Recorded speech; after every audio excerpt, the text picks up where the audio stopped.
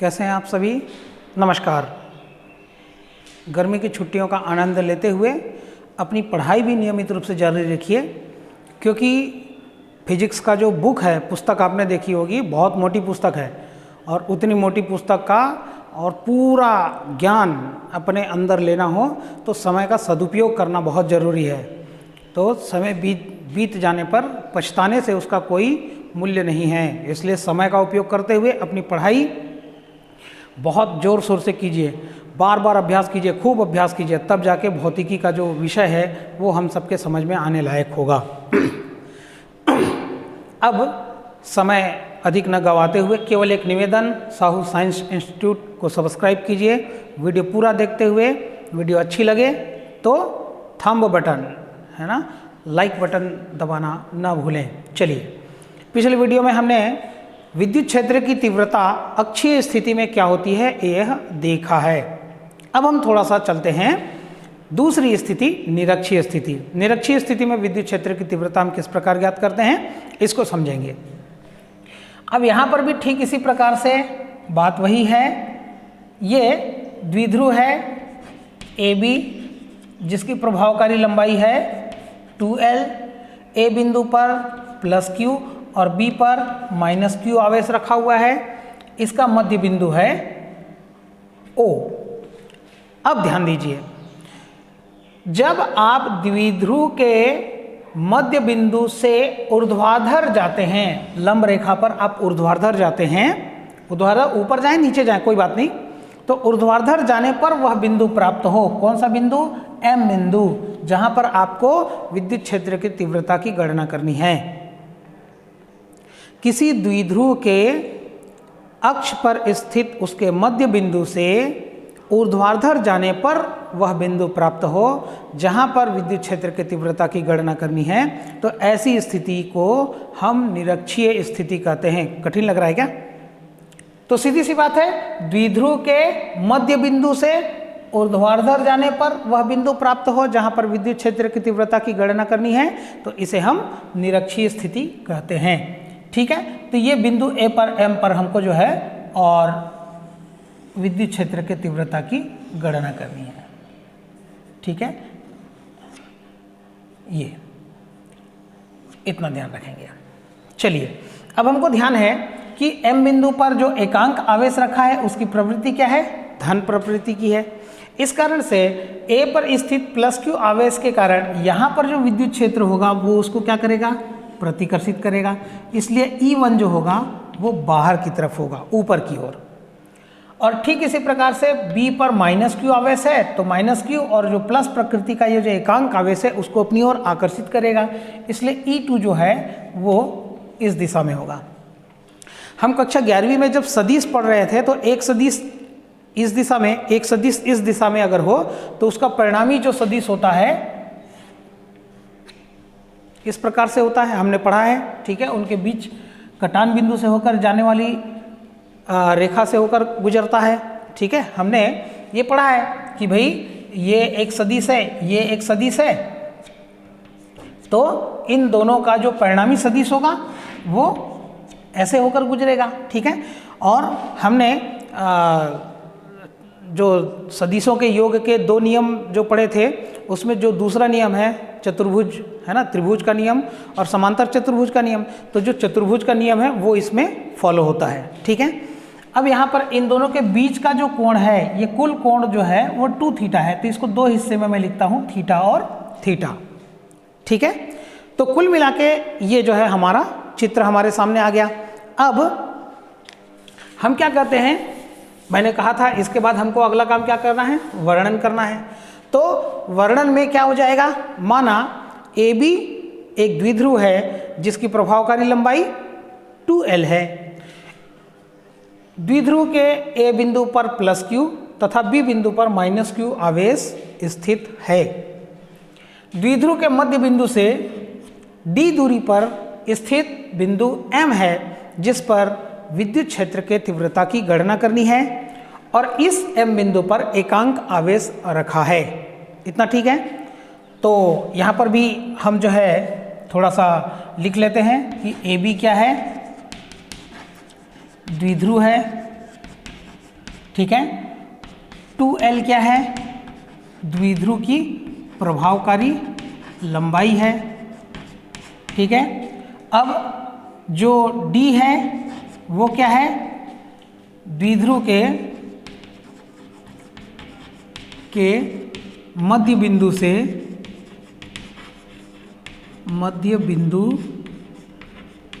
से M की दूरी है, ठीक है। इस प्रकार से तो कुल मिलाकर चित्र में जितना भी नाम आपको दिखाई दे रहा है उन सब का वर्णन आपको व्यंजक बनाने से पहले स्पष्ट रूप से लिखना चाहिए। जरूरी नहीं है कि जितना चीज़ें मैंने लिखी है वही केवल आएंगी, आपको पूरा चित्र में जो भी आपको दिखाई दे रहा है, नामांकन हुआ है, उन सब का वर्णन आपको करना चाहिए। पुस्तक में वो पूरा डिटेल में मिलेगा, केवल स्थान के अभाव और समय के अभाव के कारण मैं पूरा वर्णन नहीं कर पा रहा हूँ। चलिए अब हम चलते हैं। अब पहला काम क्या करते हैं? ए पर स्थित प्लस क्यू आवेश के कारण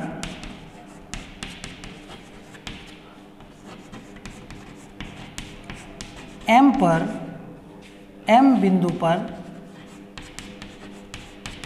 विद्युत क्षेत्र की तीव्रता, ठीक है। विद्युत क्षेत्र कितना हो जाएगा? E1, ठीक है। हमने देखा है ये प्लस क्यू आवेश के कारण हम लोगों को E1 प्राप्त हो रहा है। E1 बराबर 1/4πε0 इंटू के Q अपॉन A से M के बीच की दूरी AM²। अब यहाँ पर अपने को ध्यान रखना है कि ये जो लंबाई कितनी है? L है, और ये दूसरी लंबाई भी L है, ये लंबाई D है। तो यहाँ पर समकोण त्रिभुज बनता हुआ दिखाई दे रहा है। तो समकोण त्रिभुज में ये आपका कर्ण हो गया, तो कर्ण ज्ञात करना है, तो इसका जो सूत्र होगा कर्ण ज्ञात करने का वो हो जाएगा D² प्लस L², ठीक है। हमको मालूम है लंब का वर्ग धन आधार का वर्ग बराबर कर्ण का वर्ग होता है। तो इस प्रकार से हम यहाँ पर क्या लिखेंगे? 1/4πε0 इंटू के Q अपॉन, और AM के जगह रख देंगे अपन D² प्लस L² का स्क्वायर रूट, और चूंकि सूत्र में स्क्वायर लगाने इसलिए स्क्वायर लगा देंगे। आगे अपने को फिर से क्या मिल जाएगा? ये मिल जाएगा 1/4πε0 इंटू के और Q upon D² plus L²। वर्गमूल और वर्ग दोनों कैंसिल हो जाएगा। इतना ठीक है। चलिए अब वैसे ही B पर स्थित -Q आवेश के कारण बिंदु M पर विद्युत क्षेत्र की तीव्रता क्या हो जाएगा? E2, ठीक है। यहाँ पर जो डू मैंने किया हुआ है उसमें क्या लिखना अपने को? A के जगह B लिखना है, पर स्थित -Q के प्लस Q के जगह -Q लिखना है।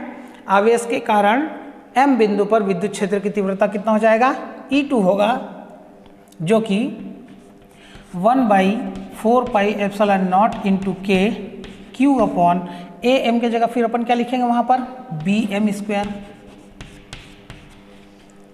यहाँ पर भी BM का भी जो दूरी होगा वो हम लोगों को उतना ही मिलने वाला है, √D² प्लस L² का होल स्क्वायर, ठीक है। और कुल मिला के क्या हो जाएगा?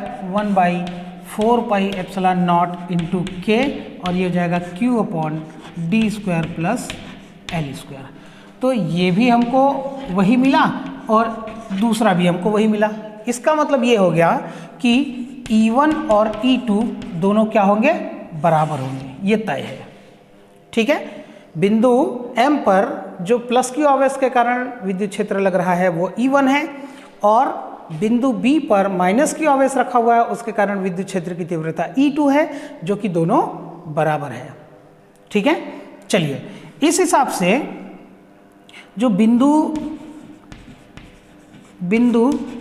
M पर परिणामी विद्युत क्षेत्र कितना हो जाएगा? परिणामी विद्युत क्षेत्र। अब यहाँ हम थोड़ा सा सदिश का गुणधर्म उपयोग करने वाले हैं, तो E इक्वल होता है √E1² plus E2² plus 2E1 E2 cos theta. तो दोनों सदिशों के बीच बनने वाला कोण थीटा नहीं है, 2 थीटा है, तो हम यहाँ पर 2 थीटा लिखेंगे। ये अब यहाँ पर देखिए E1 और E2 बराबर है, इसलिए मैं दोनों को E1 ही लिख लेता हूँ अपनी सुविधा के लिए। तो E1 square plus E1 E2 की जगह अपर लिख देंगे E1 square plus 2 E1 into E1, तो ये हो जाएगा E1 square into cos 2 theta. ठीक है, ये E1 square 2 E1 square plus ये भी 2 E1 स्क्वायर और ये कॉस 2 थीटा, इतना ठीक है। अब 2 E1 स्क्वायर को हम कॉमन निकाल देते हैं, तो ये हो जाएगा, हम यहाँ से 2 E1 स्क्वायर को कॉमन निकाल देते हैं, तो यहाँ पर क्या बचेगा 1 plus cos 2 theta, 1 plus cos 2 theta. अब अपने को मालूम है, गणित वाले विद्यार्थियों को ध्यान में होगा, 1 प्लस कॉस 2 थीटा इक्वल, बोलिए बोलिए, इक्वल कितना, ध्यान नहीं है लग रहा है, याद कीजिए, 2 E1 square into 2 cos square theta. ठीक है, cos 2 theta is equal to 2 cos square theta -1 होता है, -1 को अपन उधर ट्रांसफर कर देंगे तो वहाँ पर हो जाएगा कितना हो जाएगा, 2 कॉस स्क्वायर थीटा हो जाएगा। ठीक है, अब देखिए 2 और 2 4 हो गया, 4 का वर्गमूल 2 हो जाएगा, इसलिए E बराबर हो जाएगा 2, E1 स्क्वायर बाहर निकल जाएगा E1 और कॉस स्क्वायर थीटा में से बाहर निकल जाएगा, ये हो जाएगा कॉस थीटा। ये हमारा बिंदु M पर परिणामी विद्युत क्षेत्र होगा।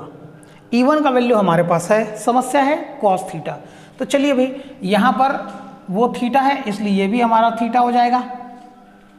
तो कॉस थीटा बराबर क्या हो जाएगा, त्रिकोणमिति पढ़े हैं 10वीं में सब, नहीं पढ़े पढ़े हैं? तो कॉस थीटा का मान अगर हम त्रिभुज AOM से निकालें तो ऐसी स्थिति में क्या हो जाएगा, आधार बटे कर्ण, तो आधार कितना हो जाएगा L और कर्ण कितना हो जाएगा √d square plus L square.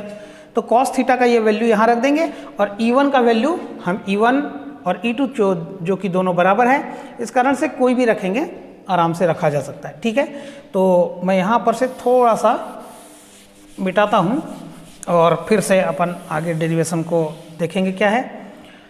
चलिए, तो E इक्वल कितना हो जाएगा, यहाँ से ध्यान रखें ये अलग है, तो E इक्वल और 2 E1 के जगह क्या लिख देता हूँ मैं 1/4 pi epsilon not into K और Q upon d square plus L square. ठीक है, और कॉस थीटा का वैल्यू हम लिख देते हैं L upon √d square plus L square. ठीक है, अब देखिए यहाँ पर 2QL इक्वल क्या होता है, हमने पढ़ा है 2QL इक्वल P, द्विध्रुव आघूर्ण। तो मैं यहाँ पर 1/4 pi epsilon not into K और 2QL के जगह मैं लिख देता हूँ P upon d square plus L square to the power, यहाँ पावर 1 है और इसको हम 1/2 पावर लिख सकते हैं, तो 1 प्लस 1/2 करेंगे तो कितना हो जाएगा 3/2। तो इस प्रकार से ये निरक्षीय स्थिति में विद्युत क्षेत्र की तीव्रता का व्यंजक ये हमको प्राप्त हो जाता है। इसी में यदि मान लिया जाए आगे थोड़ा सा और हम देखें कि जो द्विध्रुव की प्रभावकारी लंबाई है L, उसका मान D की तुलना में बहुत कम हो, अर्थात अगला जो बिंदु है L is very very less than D, तो हम क्या करेंगे L को विलुप्त कर देंगे। तो यहाँ पर हमारे पास E जो होगा वो होगा 1/4 pi epsilon not into K और P अपॉन L खत्म हो गया, मान लेते हैं ये हट जाएगा, तो d स्क्वायर के घात में 3/2 है, तो 2 से 2 भी कट जाएगा, तो बचेगा क्या d की घात 3। तो ये हमारा विद्युत क्षेत्र की तीव्रता का व्यंजक होगा। इसका वैल्यू हमको मालूम है 9 × 10⁹। ये जब हम न्यूमेरिकल बनाएंगे तो उसमें इस वैल्यू को रख के और जो है अपना आंकिक मान प्राप्त कर सकेंगे। तो मुझको ऐसा विश्वास है कि ये जो व्यंजक है, ये व्यंजक अपने को ध्यान में जरूर आया होगा।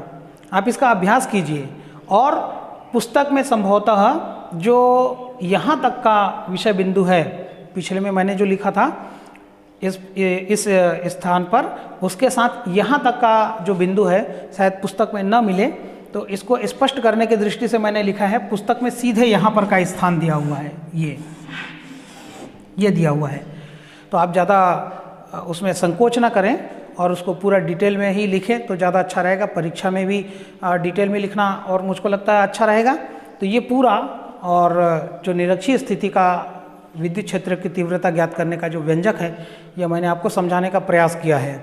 आप सभी भैया बहन, आप सभी मित्र, छात्र छात्राएं, आपसे निवेदन है कि अपने साथ जब हम पाठ पढ़ना प्रारंभ करते हैं तो अपने साथ पुस्तक और जो है कॉपी पेन ये अनिवार्य रूप से रखें और मेरे साथ साथ बनाते हुए चलें, ताकि किसी भी प्रकार का कोई संशय न रहे, डाउट्स क्लियर होते चले जाएं।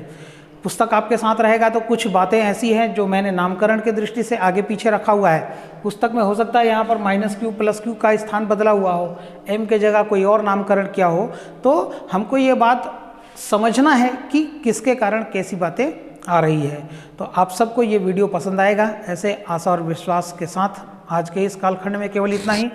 आपका सहयोग इसी प्रकार मिलता रहेगा, ऐसी अपेक्षा के साथ आज के वीडियो में इतना ही समझाते हुए बताते हुए कालखंड को यहीं समाप्त करते हैं। आप सभी को मेरा नमस्कार।